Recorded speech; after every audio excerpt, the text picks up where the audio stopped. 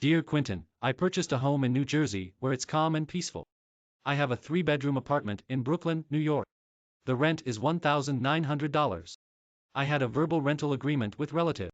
They were experiencing some financial hardship, and I wanted to assist in some way.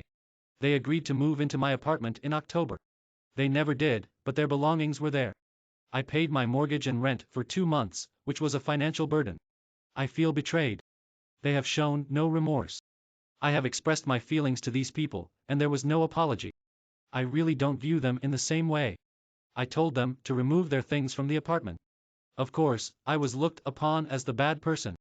I paid my mortgage and rent for 2 months, which was a financial burden. I feel betrayed. They have shown no remorse. Instead, she said she was ready to move at a later date, but I said, "What about the previous rent?"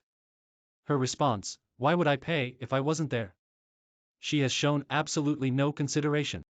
I am a single mom with 2 children trying to balance my budget. I put the rent money on a credit card, and I got a second job to pay for it. It has become financially exhausting. They are definitely in the wrong, and take no accountability. I did not want to let the apartment go, because it's rent stabilized and now it's my son's apartment, so it really worked out. I don't want this to affect our relationship, but it has. I'm being looked upon as a money grubber. Financially exhausted, dear exhausted. I've heard a lot of good things about New Jersey. I agree with you, yes, your relatives were wrong to agree to rent the property, and then renege on their promise, and drag it out for 2 months. If their belongings were there and you had an agreement, they should have paid you rent. The next part is slightly more tricky. The kind of people who would do this are not the kind of people who will readily acknowledge their mistake and apologize for it. You can't expect people to be something other than they are.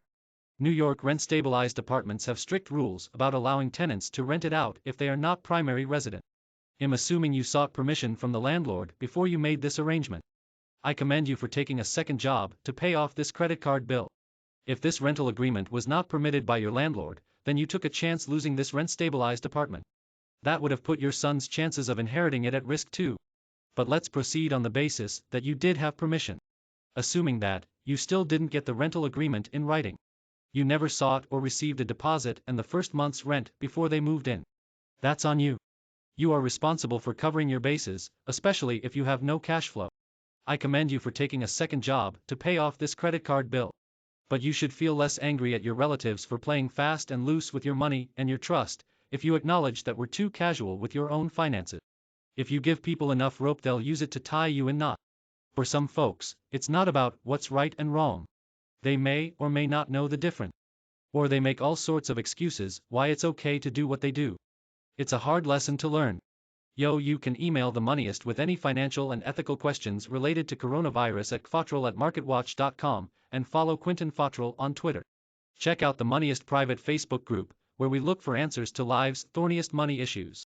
Readers write in to me with all sorts of dilemmas. Post your questions, tell me what you want to know more about, or weigh in on the latest Moneyist column. The Moneyist regrets he cannot reply to questions individually. More from Quentin Fottrell. I live with my girlfriend, 59, who owns several homes and has saved $3 million. I pay utilities and cable, and do lots of repairs. Is that enough? He is the most computer illiterate person I know. I was my husband's research analyst, caregiver, cook and housekeeper. Now he wants a divorce after 38 years. Our friends always yearned for a relationship like ours. My husband of 16 years left me for another man. I don't want them to live in our property. What can I do?